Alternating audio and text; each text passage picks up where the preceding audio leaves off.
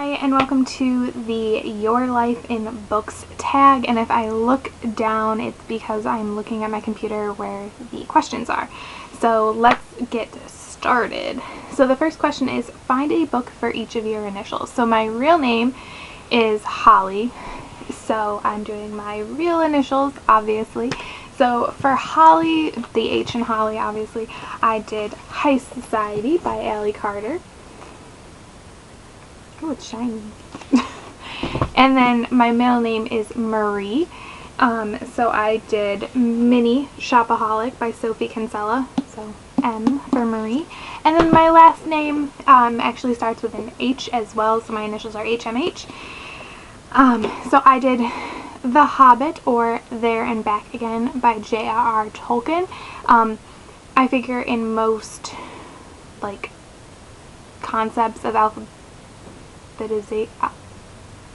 why can't I say that? When you alphabetize things, if it says the or A, something like that, you don't consider that. So the H for Hobbit, for sure. And this is a book I had for school, although I had read it before. And next is count your age along your bookshelf. Which book is it? This one was kind of hard because I have 4 bookshelves, so I didn't know which one I was supposed to do. So I just did the main one, I guess. It's actually my young adult, and romance novels that aren't my super uber duper top favorites. So, and I am 24. I will actually be 25 this month, but as of this tag, I'm 24. So when I did that, I came up with this one, which is Pride and Prejudice. It's sort of a graphic, I guess you would call it a graphic novel. It's by Marvel, and it's a graphic novel retelling. It's really short, of Pride and Prejudice, and clearly whoever designed this read the or saw the version with Keira Knightley and Matthew McFadden, because the girls just look like the casting choices that they made in the movie. Personally. Actually, they look kind of sleazy in that picture. I don't know. This was also a school book. I had to read this for a class on Jane Austen. Next is pick a book set in your city, state, or country. So pretty much a lot of the books I read take place in the U.S., which is where I live. I actually live in Western New York, and I think I read something a long time ago that actually took place in the city that I live in, but I don't own it and I don't remember what it was. So instead, I just had to go with New York, which unfortunately means New York City, because pretty much everyone thinks that after New York City, nothing exists in the state of New York, which is ridiculous, but that's what people think. So I went with the obvious. I just grabbed my whole box set of the Mortal Instruments, the first 3, because I could leave them on my shelf in the box set. These take place in New York City, which is in New York State, which is where I live. People should write books about upstate New York.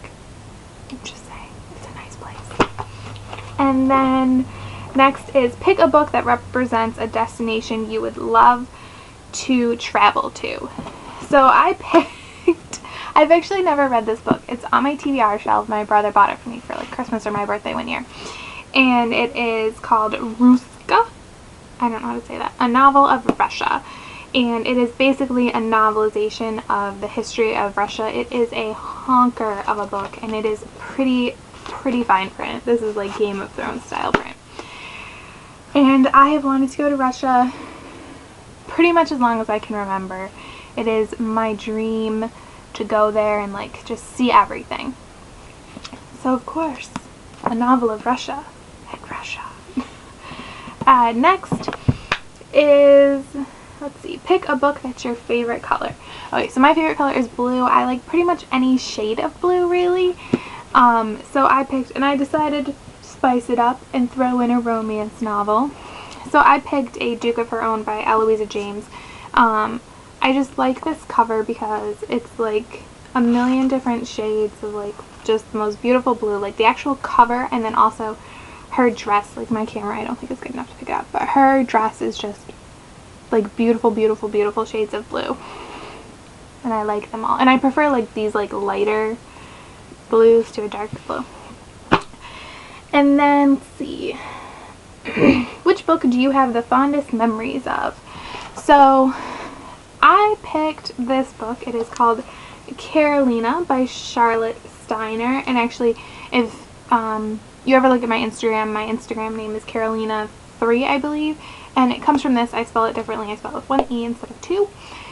This is like about a little French girl, and it's a board book, and it's kind of like Madeline. Like, it reminds me of that, like the art style and everything.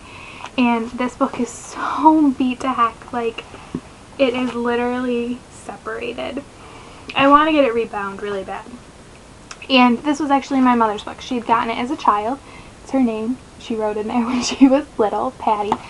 And so she would read it to me when I was a kid, and just smelling it just makes me like think all those good memories of her reading with me and me reading this book. It's like, I think 6 little short stories about this girl named Carolina, who gets into all kinds of hijinks and whatnot. And this book is from 1957, and it is a first edition. And I've never seen it anywhere. Like, I don't know if it was not popular, or, you know, like Madeline you still see places, but it makes me think of my mom and, you know, her reading to me growing up, and good times. Next is, which book did you have the most difficult reading? I didn't even go get this off my shelf. I think maybe it's because I just read it last month, so it's at the front of my head, but is that even the right phrase? I don't know. Is The Guardian by Nicholas Sparks. I didn't even finish it. I got like just over 100 pages, and that took me weeks. That book did not work for me at all. I don't know. And I can't even explain why. Like, I didn't mind the characters, and I didn't necessarily mind the plot, but for some reason I just could not get into it at all. I actually ended up reading the end, even though I kind of knew what was going to happen. Just so I would know. I will try to read it again at some point, I'm sure, but I don't know. And last question is, which book in your TBR pile will give you the biggest sense of accomplishment when you finish it? And so, since you said biggest, I figured I would pick my biggest book. And that is Stone of Tears by Terry Goodkind. This is the second book in the Sword of Truth series. Just out of curiosity, how long is this book? And this book is, they do not give you and you know, like sometimes they separate the chapter. No, you finish, you go to next chapter. You don't get one of those freebie pages. It is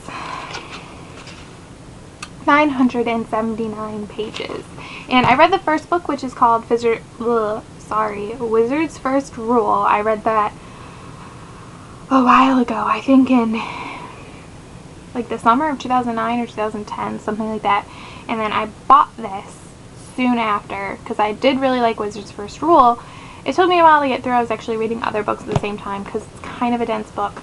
And then I was watching Legend of the Seeker, which is the show that's based on these books at the time. And when I bought this was when the second season, which is based on this book, was airing. So I was like, oh no, wait, so that I'm not thinking about both of them in my head and comparing them so much.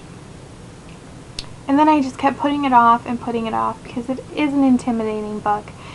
And I won't just be proud because I will have finished such a big book, but because it's been on my TBR shelf for so long. In addition to that, my understanding is that, especially based on the show and from what I've seen, my favorite character on the show, who started in the second season, shows up in this book, and I've heard she's equally awesome, if not better, in the book. So I'm excited to be able to see more of her, and since the show got canceled, I'm excited to read this so that I can continue on in the series. I'm sure the series is going to take me years and years and years to read, but I'm definitely excited to read it. I think it's over 10 books or something. But yeah, that is the Your Life in Books tag. Thanks for watching, and have a nice day. Bye!